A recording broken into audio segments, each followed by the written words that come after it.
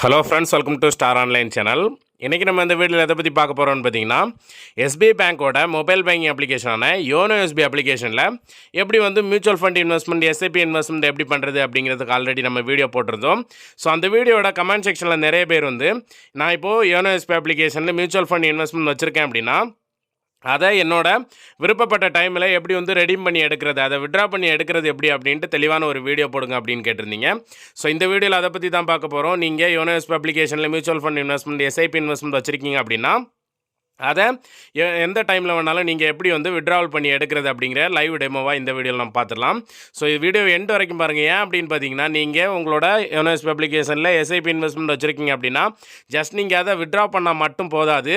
நீங்கள் விட்ரா பண்ணிவிட்டு அப்படியே விட்டீங்க அப்படின்னா எஸ்ஐபி அங்கேயே இருக்கும். நீங்கள் அமௌண்ட்டை விட்ரா பண்ணி எடுத்ததுக்கப்புறம் மந்த்லி எஸ்ஐபி வந்து திரும்ப உங்கள் அக்கௌண்ட்லேருந்து பிடிச்சிக்கிட்டே தான் இருப்பாங்க. ஸோ அதனால் நீங்கள் விட்ரா பண்ணுறது மட்டும் இல்லாமல் உங்களோட எஸ்ஐபியும் வந்து கேன்சல் பண்ணணும். ஸோ டோட்டலாக எல்லாத்தையுமே சேர்த்து இந்த வீடியோவில் பார்த்துடலாம். எப்படி வந்து விட்ரா பண்ணுறது அண்ட் எஸ்ஐபி எப்படி கேன்சல் பண்ணி மொத்தமாக கிளியர் பண்ணுறது அப்படிங்கிறத தெளிவாக இந்த வீடியோவில் நம்ம பார்த்துடலாம். ஸோ வீடியோ பார்க்குறதுக்கு முன்னாடி நம்ம ஸ்டார் ஆன்லைன் சேனல் எதிர்க்கு சப்ஸ்கிரைப் பண்ணுங்கள். அப்படியே பக்கத்தில் இருக்க பெல் பட்டனையும் கிளிக் பண்ணுங்கள். அப்போ தான் நம்மளோட சுவாரஸ்யமான வீடியோஸ் உங்களுக்கு கூட நோட்டிஃபிகேஷன் வந்துகிட்டே இருக்கும். ஃபஸ்ட்டில் நீங்கள் உங்களோட YONO SP application open investment அப்படிங்கிற ஆப்ஷன் இருக்கும். அந்த ஆப்ஷனை வந்து கிளிக் பண்ணுங்கள். கிளிக் பண்ண உடனே பார்த்தீங்கன்னா டிஸ்பிளேயில் நீங்கள் இன்வெஸ்ட்மெண்ட் பண்ண அமௌண்ட்டோட கரண்ட் வேல்யூ இருக்கும்.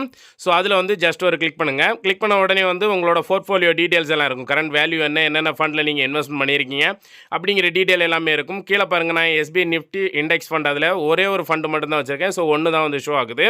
ஸோ இப்போ நீங்கள் இதில் எந்த ஃபண்டை வந்து விட்ரா பண்ண நினைக்கிறீங்களோ அந்த ஃபண்டுக்கு எண்டில் 3 டாட் இருக்கும். அந்த ஆப்ஷன் வந்து கிளிக் பண்ணுங்கள்.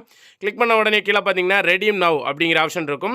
ஸோ அந்த ஆப்ஷனை வந்து கிளிக் பண்ணிக்கோங்க. அந்த ஆப்ஷனை கிளிக் பண்ண உடனே பார்த்தீங்கன்னா உங்களோட ஃபண்ட் டீட்டெயில்ஸ் வந்து டாப்பில் இருக்கும்.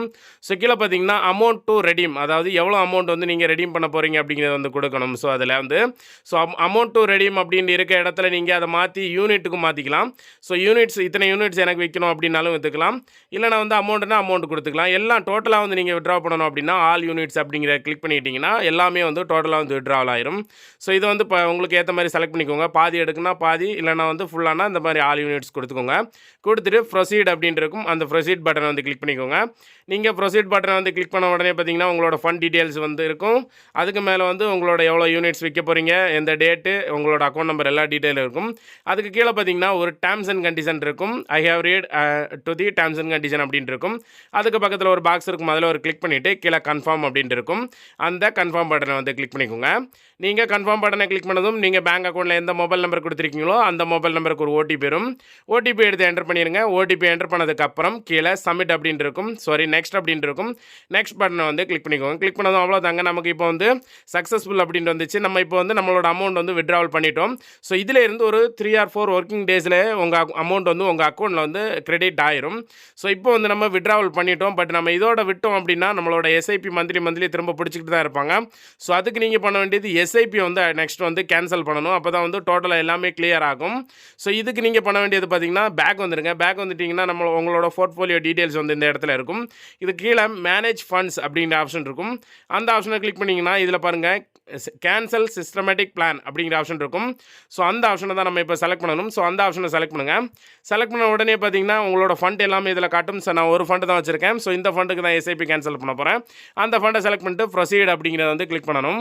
ஸோ ப்ரொசீட் கிளிக் பண்ண உடனே இப்போ பாருங்கள் எஸ்ஐபி, எஸ்டபிள்யூபி, எஸ்டிபி நீங்கள் எதை கேன்சல் பண்ணணுமோ அதை வந்து செலக்ட் பண்ணணும். நம்ம எஸ்ஐபி தான் கேன்சல் பண்ணணும். எஸ்ஐபி கொடுத்துட்டு கீழே எந்த எஸ்ஐபியோ அதை வந்து செலக்ட் பண்ணணும். ஸோ டாப்பில் எஸ்ஐபி தான் செலக்ட் ஆகிருக்கும். அதை செலக்ட் பண்ணிவிட்டு கீழே பாருங்கள் அமௌண்ட் எந்த எஸ்ஐபி அப்படிங்கும். நீங்கள் நிறைய எஸ்ஐபி வச்சுருந்தா ஒன்றாரும்.